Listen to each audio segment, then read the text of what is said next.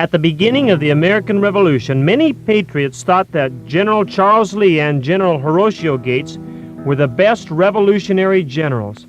However, General Gates lost his entire fame and honor when British General Cornwallis defeated his army at Camden, South Carolina, August 16, 1780, in what has been described as the most disastrous defeat ever inflicted on an American army. At the start of the Revolution, Gates had perhaps more military experience than any military officer except Charles Lee. Horatio Gates learned his military experience under the British Army while they were here stationed in the colonies. He fought alongside with young George Washington and Charles Lee during the French and Indian Wars, and even then the three men were destined to become great leaders in the future. But only one of them became truly great. The other two failed. During the American Revolution, George Washington put in a good word for his old war buddy, Horatio, and so Congress made him brigadier general. He did very well in several battles, and some of the men in Congress were so impressed with him that they considered making him commander-in-chief over Washington. He turned against Washington and began to promote himself above Washington, Charles Lee, and all others. Power had corrupted his mind, but on August 16th, the true colors came to light. He was sent south with 3,000 soldiers to attack the British smaller force of 2,200. When he arrived after a long march, his men were exhausted and hungry. His officers warned them not to battle right away and to give his men some rest, but he ignored their advice and positioned his soldiers on the battle lines against British General Cornwallis.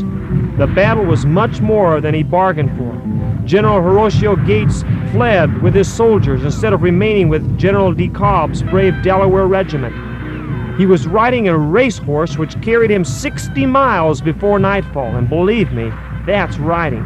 Within 3.5 days after the Battle of Camden, South Carolina, he was 200 miles away. Only 700 of his soldiers came together after the battle. General Gates' war career ended right then and there. He could have been a great leader, but under a little pressure, he ran instead of fought. It's amazing how a bad decision in life can ruin a good reputation. The Bible tells us in Ecclesiastes 10:1, a small mistake can outweigh much wisdom and ruin a good reputation. I had a good friend in junior high school named Randy. We were both best friends and did everything together. We swam and hunted and hiked and went to church together and did all the things that you do with your best friend. One day, Randy came up to me and asked me if I wanted to take some dope with him. He said that he did it and it didn't hurt him. He made it sound so good and fun, but I decided not to do it because deep down inside I knew that there was something wrong with it. Randy and I parted company from that day, and 2 years later, at 16, he died of an overdose. You see, making a mistake and listening to Randy could have ruined me. I said no, and Randy said yes. We both had choices to make.